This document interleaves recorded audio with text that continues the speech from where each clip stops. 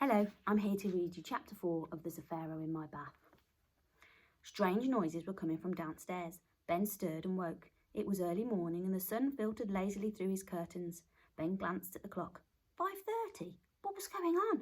Bang! Crash! Something heavy was being dragged about downstairs. Ben's heart began to pound loudly. It must be burglars. He pushed back the covers, pulled on his dressing gown and crept to the door. He quietly pulled it open. The thuds and scrapes continued, with lots of gruntings as well. Maybe there were two of them. Ben glanced at the hallway. Carrie's door was still shut. He slipped across to his parents' room and carefully opened their door. They were fast asleep. Dad was still wearing his baseball cap. He must warn them.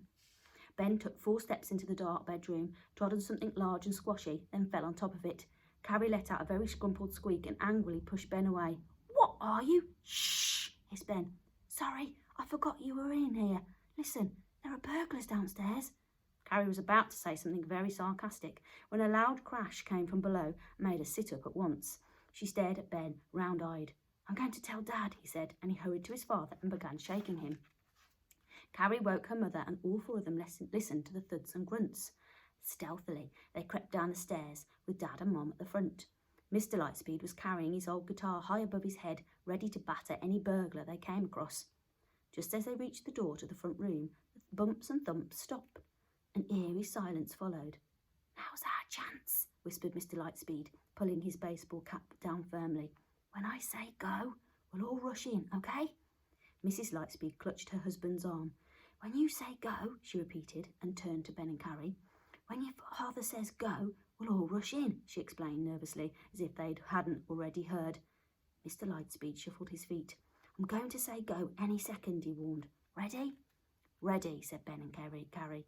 "Ready," said Mrs. Lightspeed. Mr. Lightspeed gripped his guitar even more tightly. "Right then, here we go." He was about to shout go, but the other 3 thought he'd already given the command, and with a blood-curdling yell, 3 Lightspeeds rushed forward. Mr. Lightspeed was knocked flat on his face while his wife and children trampled straight over him and burst into the front room. There was a loud twang as Ben put one foot through his father's guitar. It flapped around his foot like a gigantic wooden slipper. Mr. Lightspeed struggled to his feet to find his wife and Ben and Carrie standing in the front room, goggling, thunderstruck. That's what they can see. Right on top of the dining table was an armchair, and sitting majestically in the armchair was he whose name shall rumble down the ages. Cenopod's arms were folded crisscross across his bandaged chest, but it was not just the Pharaoh's tabletop throne that had everyone staring. It was the Pharaoh's face. It was grey no longer. The skin was powdered a pinkish white. His eyes were outlined with elegant black lines, along with a becoming shade of blue. Red lipstick adorned his ancient lips, and his cheeks were lightly rouged. Cenopod had evidently been having a great time from Carrie's makeup. Not only this, but for some reason he'd taken one of Carrie's stubby perfume candles and stuck it on top of his head, alight. Cenopod's fearful eyes bored deep holes into the burglar bashers. "Fall upon your knees, worms, and worship the Pharaoh." The effect of all this was so stunning that Mr. and Mrs. Lightspeed dutifully sank to their knees, but Ben and Carrie ignored him. "Excuse me," said Ben, "but I don't think worms have knees, do they?" "On your knees," roared Cenopod, making the candle wobble dangerously. "I've been thinking," started Ben. "Is that possible?" Carrie muttered under a breath. "You can't really be an ancient Egyptian pharaoh," Ben went on. "I mean, it's impossible. Nobody can come back from the dead like that. You just can't undeadify yourself." The Lightspeed paused and looked at Ben and then at the Pharaoh. "You've got to admit he's got a point," said Mr. Lightspeed. "I've not told you everything," began Cenopod haughtily. "I missed a bit out." Carrie began to laugh. "You missed a bit out? I suppose that was the bit where your fairy godmother came along and sprinkled you with stardust." Cenopod leapt to his feet, or at least he tried to, since he was already on top of the dining table. When he jumped up, his head hit the ceiling with a skull-cracking thump. The perfume candle went out at once, but the hot wax was squidged hard against the ceiling and stuck there. Cenopod then sat down so quickly and so hard that one of the table legs broke.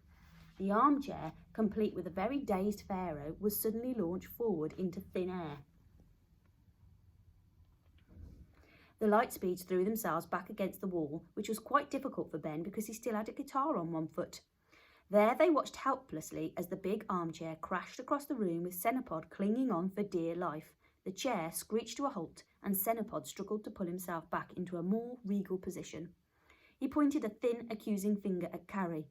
"Is she always like this?" he exploded. "She should be thrown into the cobra pit." "That's what I say," agreed Ben, beginning to quite like this crusty old Pharaoh. Mrs. Lightspeed moved protectively in front of her daughter. "Now, you listen here. You might be a Pharaoh, but I won't have you talking to Carrie like that. What's more, Ben is right. People can't undeadify themselves, or whatever he said. So kindly explain yourself and the candle." Then it was Ben's turn again. When pharaohs were mummified, the priests cut out the lungs, liver and other stomach bits and put them into the, sort of jam jars. "There's no need to go into that much detail," said Mr. Lightspeed, green-faced. "We haven't had breakfast yet." "Well, they did," Ben went on. "They had to get the brain out too, and that was really difficult. They got a long piece of wire with a hook on one end and pull your brain out down your nostrils." "Ben! All I'm saying is, how come Cenopod can wander around if all his inside are missing and he's got no brain?" This very astute question had all the Lightspeeds looking inquiringly at the Pharaoh. Carrie gingerly felt how large her skull was and how tiny her small and delicate nostrils were. She winced. At this point, Rustbucket, the Lightspeed's ginger cat, trotted into the room. Although the cat had never met Cenopod before, she went directly to him and jumped onto his lap.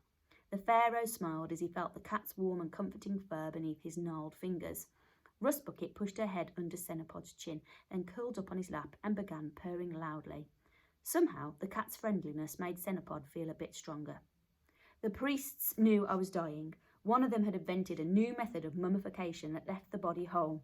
It meant I would be perfect when I reached the land of the dead, but the process had to be started before I was actually dead." "You were buried alive?" shouted Carrie. "Yuck! Creepy!"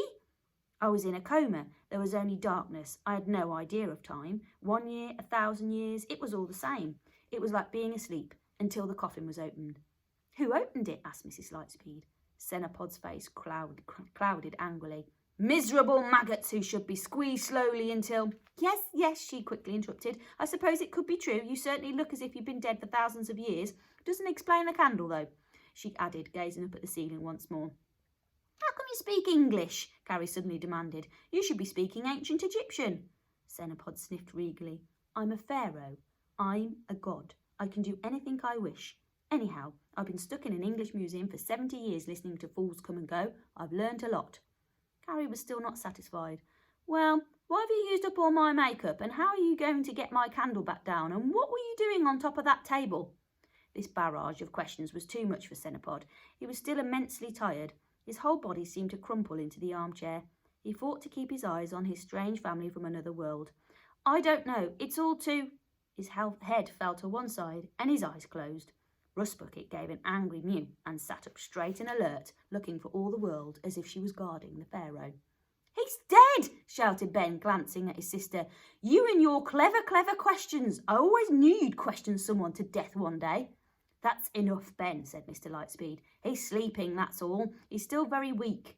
He tucked a blanket round the mummy. Cenopod's head jerked several times. His old lips smacked together and gargantuan snores battered the walls. Even the windows rattled. Mrs. Lightspeed beckoned everyone through to the kitchen, where they could at least hear each other. She filled the kettle and began to make a very early breakfast, while Ben tried to explain the business with the candle. "They used to put perfume wax on top of their heads," he said. "It would melt in the heat and the perfume would dribble down their faces. They thought it would make them smell nice." "Yuck," said Carrie.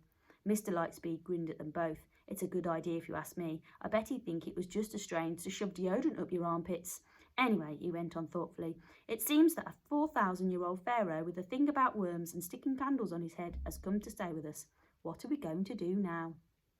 Hope you enjoyed that chapter.